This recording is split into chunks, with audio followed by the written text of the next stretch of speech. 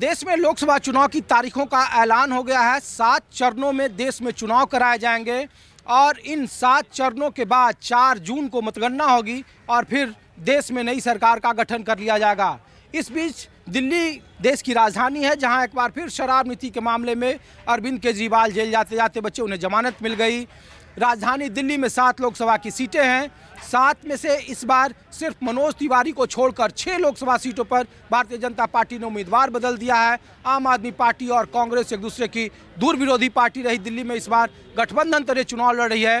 तो देश का माहौल क्या है? चुनाव की तारीखों का ऐलान हो गया है और न्यूज़ 24 देश की राजधानी दिल्ली में है, नई दिल्ली में है, जहां से आम आदमी पार्टी से सोमनाथ भारती बनाम बासुरी स्वराज, मीनाक्षी लेखी जो केंद्रीय मंत्री थी, उनका टिकट काट दिया गया। सुषमा स्वराज की वो बेटी हैं। आम लोग क्या सोचते हैं नए चुनाव को लेकर, नए सरकार को लेकर? आप कहाँ से भाई साहब? मैं दिल्ली मॉडल टाउन से। मॉडल टाउन से यहीं के वोटर हैं।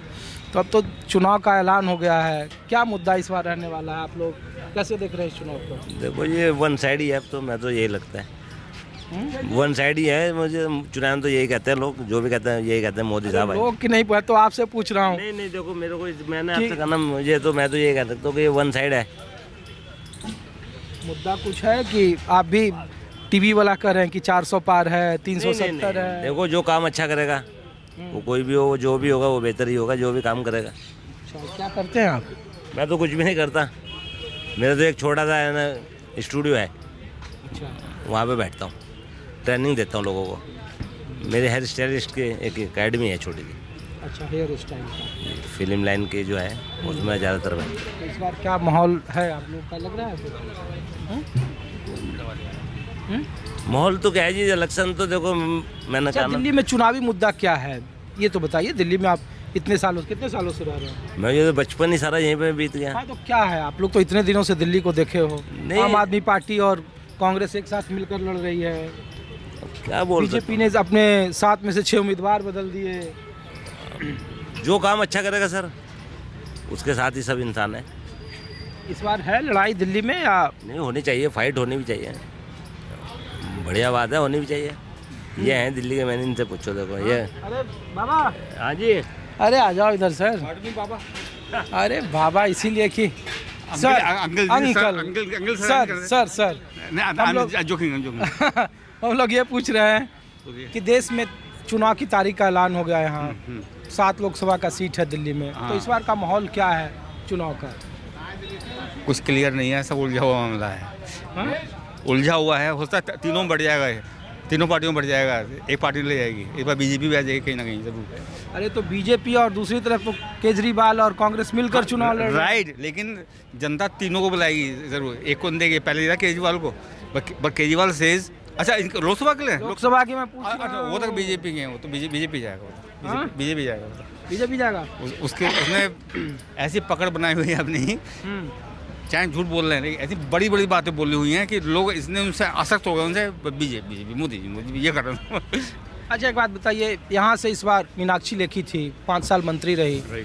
अब इस बार बासुरी स्वराज को उतारा है उन्होंने। अननोन नाम है, नोवेड नोस। सुषमा स्वराज की बेटी है, यही बड़ी बात है। उनको जानता हूँ, सब जानता हूँ, लेकिन इनको तो इसलिए क्योंकि बेटी ऐसी किया गया इनको। मुझे लगता है इनको पॉलिटिकल कैरियर है, आई डोंट थिंक। अगर है तो अच्छी बात है। अच्छा, एक बात बताइए कि आम आदमी पार्टी और कांग्रेस मिलकर यहाँ लड़ रही है चुनाव, तो आपको क्या लग रहा है? कुछ मुकाबला है बीजेपी का या 7-0 का है मामला? मुकाबला तो है। इस बार 0 बन जाएगा। वो पूरी वो वॉश आउट नहीं करेंगे वो बीजेपी वाले। जब पहले वॉश आउट किया, वॉश आउट नहीं कर पाएंगे इस बार, क्योंकि दूर मिल गए ना, क्योंकि इनके कुछ पुराने धुरंधर आगे निकल गए, इसलिए। मतलब मेरा मान तो यही है, मुझे ये लगा कि भले ही वो, लेकिन उन्होंने बहुत अच्छी चाल चली है, उसको जोड़ के अपने साथ कांग्रेस को, उसको बोले ठीक है विधानसभा हम लड़ लेंगे, लेकिन इसमें आप आ जाइए हमारे साथ, आ जाए। ये अच्छा किया। इस बार मुद्दा क्या है देश की राजधानी में? लोकसभा चुनाव मुद्दा है कि रोजगार है मुद्दा? हाँ, वो कह रहे हैं कि दूसरी पार्टी कुछ कर रही, रोजगार बात नहीं कर रही, अपनी बात कर रही है, ये किया, वो बनाया, ये बनाया। वो कह रहे हैं मेन चीज़ रोजगार है और जो है महिलाओं का सम्मान है, वो दीजिए आप ना।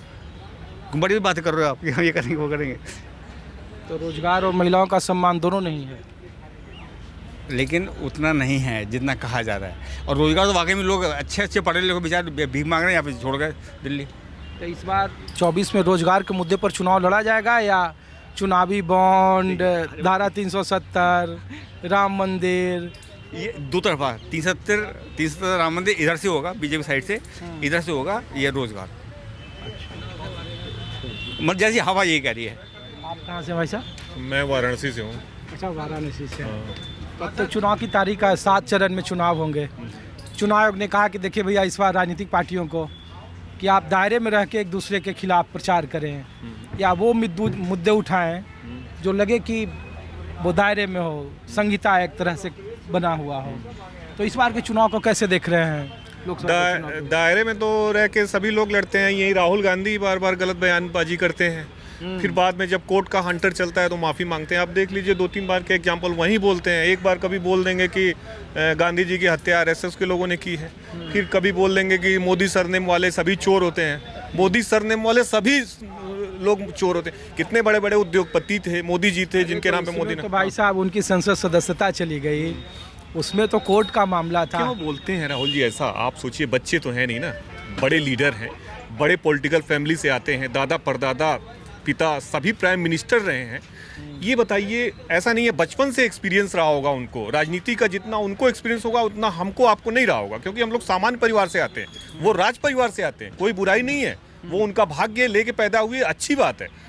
क्या उनको इतनी भी समझ नहीं है कि इस बार का मुद्दा क्या है, बताइए? इस बार का मुद्दा है देश की जो आर्थिक मजबूती है, जो वैश्विक स्तर पे जो देश हमारा मजबूत हुआ है, 5वें स्थान पे है, जो विश्व अर्थव्यवस्था के मामले में मजबूत में जो 5वें स्थान पे भारत 11वें स्थान से आया, उस आधार पे भारत की जनता प्राइम मिनिस्टर को चुनेगी। जो प्राइम मिनिस्टर ने जो कमिटमेंट किए और कमिटमेंट करने के बाद जो उन्होंने उसको पूरा करके दिखाया, उस मुद्दे पे जनता वोट देगी। उन्होंने कहा मुस्लिम महिला बहनों को हम 3 तलाक जैसे मकड़जाल से मुक्ति दिलाएंगे, उन्होंने करके दिखाया। उन्होंने कहा धारा 370 खत्म करेंगे। उन्होंने भाई साहब बोल रहे हैं कि बेरोजगारी, महंगाई, ये सब कोई मुद्दा है या नहीं? मुद्दा क्यों नहीं है, लेकिन भाई साहब को ये भी बोलना चाहिए कि बेरोजगारी अब उतनी नहीं है, बेरोजगारी कम हुई है। ये तो बोलते ही नहीं है। मैं मानता हूँ अभी उतनी बेरोजगारी खत्म नहीं हुई है। आप वरिष्ठ पत्रकार हैं, जानते होंगे, अभी भी बेरोजगार लोग हैं, लेकिन काम भी हुआ है। इसको आप लोग देते हैं, पत्रकार वोट थोड़े देता है भैया।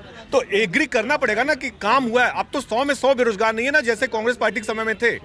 तो अब तो मिल रहा है ना, 50 को मिला, 50 को फिर मिलेगा, धीरे धीरे बदलाव आएगा। अब तो सपा की तरह लिस्ट नहीं आती है ना कि 56 के 56 इलाहाबाद से जारी होती है, यादव आते हैं, या फिर आजम खान का आजमा चलता है रामपुर में, पुलिस वाले, पुलिस कमिश्नर, डीएम साहब भैंस ढूंढते हैं। कम से कम इससे तो यूपी का वो हुआ ना, अतीक अहमद का फरमान नहीं जाता, मुख्तार अहमद जो है AK-47 से कृष्णानंद राय, उनके साथ 8 लोग AK-47 से भून नहीं दिए जाते हैं। ये चीजें खत्म हो रही है ना, धीरे धीरे रोजगार भी मिलेगा। अरे आपके यहाँ भी अभी कहाँ भारतीय जनता पार्टी ने पूरी लिस्ट नहीं जारी की भैया? नहीं, वो तो देखिए पार्टियों का मुद्दा है। क्या अखिलेश जी ने जारी कर दिया क्या? कांग्रेस ने जारी कर दिया क्या? तो वो भी अपना मंथन करके जारी कर। उत्तर प्रदेश में कितनी सीटें आएंगी? उत्तर प्रदेश में तो मुझे लग रहा है सर इस बार क्लीन स्वीप जाएगा, क्योंकि सोनिया जी हट गई हैं, राहुल जी वायनाड जा चुके हैं, दोनों। अखिलेश जी वहां से लड़ नहीं रहे रामपुर से। तो आप देखिए, मुझे तो लगता है 80 में 80 आ जाएगी 100%।